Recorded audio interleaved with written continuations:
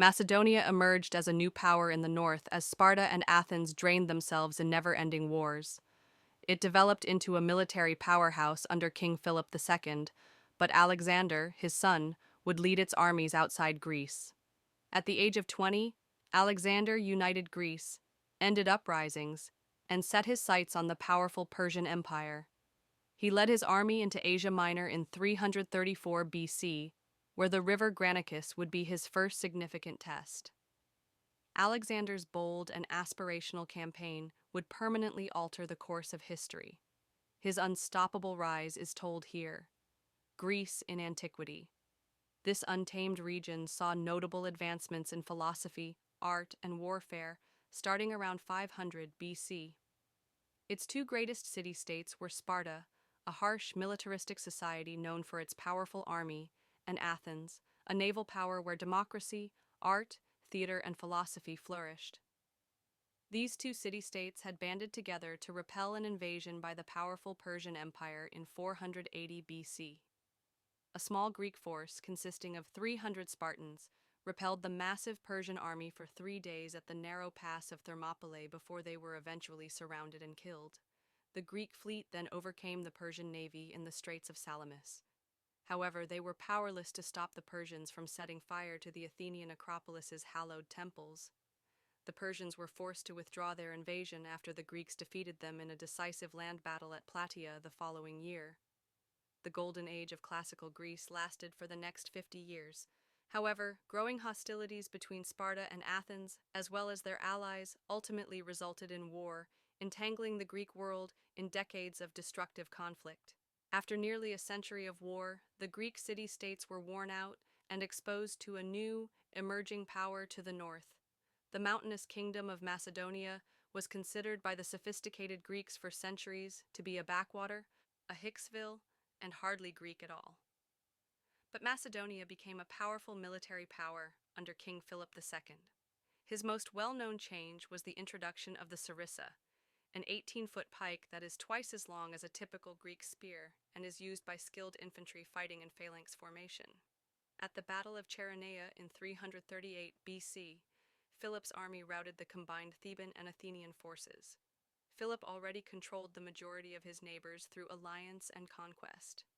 After this triumph, he brought all of Greece together to form the League of Corinth, also known as the Hellenic League, with Philip serving as its hegemon, or supreme commander. Only Sparta took a step back. Philip started organizing a massive campaign against the Persian Empire, an all-Greek, or Pan-Hellenic, war. Their former adversary was now a sick superpower with enormous wealth that was ready to be taken. However, because of Macedonia's vicious court rivalries, Philip was assassinated by his bodyguard just before he launched his war. Alexander, his 20-year-old son, succeeded him. He was intelligent and restless, had received instruction from the renowned philosopher Aristotle, and was already a skilled military leader. Alexander had to establish himself as king before he could carry out his father's ambitious plan to invade Persia. At home, he put possible opponents to death and put down uprisings in central Greece, Thessaly, and Illyria. He used Thebes as a particular example, demolishing the ancient city and selling its citizens into slavery.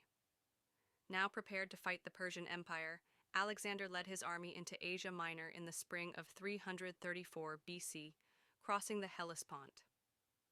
One of the biggest military operations in history began at that time. About 40,000 soldiers from all over Greece made up Alexander's army. The seasoned Macedonian general Parmenion commanded the infantry. 9,000 Macedonian phalangites, equipped with the 18-foot sarissa, were in the front line. These were professionally trained and drilled soldiers who arranged themselves in a 16-rank phalanx for combat. This densely populated formation was nearly invincible and displayed a strong wall of iron spear tips. However, it was also very vulnerable to attacks on its rear or flanks and was hard to maneuver. Thus, its flanks were protected by 3,000 elite infantrymen known as shield-bearers or hypaspists, who were armed with shorter spears. Nicanor, the son of Parmenion, was in charge of them. Alexander's army's second line consisted of 5,000 mercenaries, armed as hoplites, and 7,000 Greek allies. They carried shorter 8-foot spears and were named after their large round shield, the hoplon. A hoplite phalanx was well armed and heavily armored for the period, but it was not as effective as the Macedonian phalangites. From what is now southern Bulgaria, the Agrianes were the army's best skirmishers and skilled javelin throwers. Bows, slings, and javelins were used by other Thrace and Illyria skirmishers. The companion cavalry, 1,800 elite horsemen with spears and swords under the command of Philotas, another son of Parmenion, served as Alexander's army's shock troops. The royal squadron was personally commanded by Alexander. Additionally, there were 600 cavalry from other regions of Greece under the command of Erigius, 1,800 cavalry from Thessaly under Callas, and 900 mounted scouts from Thrace and Paeonia under Cassander. The vast Persian Empire was separated into satrapies or provinces. A governor, or satrap, oversaw each satrapy. A meeting was held to discuss strategy among those in Asia Minor, who were now under threat from Alexander's invasion. A competent Greek general serving in Persia, Memnon of Rhodes, advised them to stay out of conflict with Alexander. He suggested that they adopt a scorched earth tactic instead, burning crops and villages and retreating to the interior. He claimed that Alexander's army would soon starve. The advice was sound. However, the satraps refused to destroy their provinces without a struggle. Thus, they decided to confront Alexander's army at the Granicus River. Behind the shallow river, which was 60 feet wide and had steep banks, the Persian army gathered. About 10,000 horsemen from all over the empire, including Medes and Hyrcanians from present-day Iran, Bactrians from Afghanistan, and Paphlagonians from Turkey's Black Sea coast, formed their front line. The infantry, which consisted of several thousand Greek mercenaries, who were common in Persian armies during this period, were in reserve behind. Armed with a round shield and a short hoplite spear, these men fought for Persian gold. It's possible that the Persians positioned these men at the back, because they weren't sure they could be trusted in the battle against the Greeks. Alexander hurried to the Granicus with his finest soldiers, determined to attack and destroy this Persian force before it could flee. He placed Greek, Thracian, and Thessalian cavalry under Parmenion's command on his left wing. The phalanx, with its 6 divisions led by Perdiccas, Koinos, Amintus, Philip, Meleager, and Crateros, had its massed spears in the center. The elite hypaspists, the Agrianes javelin throwers, the archers, and Alexander himself are on the right, accompanied by Philotas's companion cavalry. With 13,000 infantry and 5,000 cavalry overall, Alexander was most likely marginally outnumbered. However, he ordered an assault right away, disregarding the advice to wait until dawn to cross the river. He dispatched the Paeonian light cavalry and a regiment of hypaspists after a squadron of companion cavalry to cross the river. Then Alexander led his right wing across the river, urging his men to be brave. The Greeks encountered a barrage of javelins, darts, and arrows from the Persian line as they arrived at the center of the river. The Persian cavalry immediately charged those who managed to reach the far bank. Alexander was right in the middle of the conflict. He launched his attack at the location where all of their leaders and cavalry were positioned. There was a desperate battle going on all around him, with men and horses fighting each other, and the Macedonians trying to push the Persians back into the river and keep them from crossing. Although Alexander's attack appeared rash, he was buying time for the rest of his army, including the unstoppable Macedonian phalanx, to cross the river. Then, all of a sudden, 2 Persian nobles were charging at Alexander, who was fighting for his life.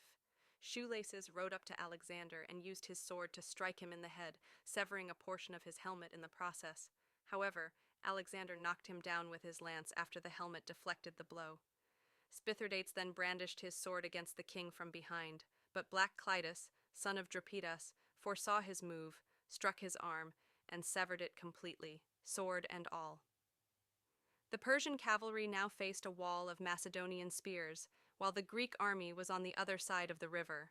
The majority turned and ran. Alexander's attack was so swift and shocking that Persia's Greek mercenaries had not even had time to enter the fray. Alexander disregarded these Greeks' pleas for pity because he was furious, or perhaps thought they were traitors. The mercenaries were slaughtered after being surrounded. Alexander had achieved a significant triumph. He now had Asia Minor at his mercy. However, the Persian Empire continued to be a place of great riches and influence. It had already mobilized its enormous resources to confront him. Alexander would then have to contend with Darius, King of Kings, himself, if he were to overthrow this empire and earn his place in history. We truly appreciate you taking the time to view our video. To view more historical videos like this one, please subscribe to our channel.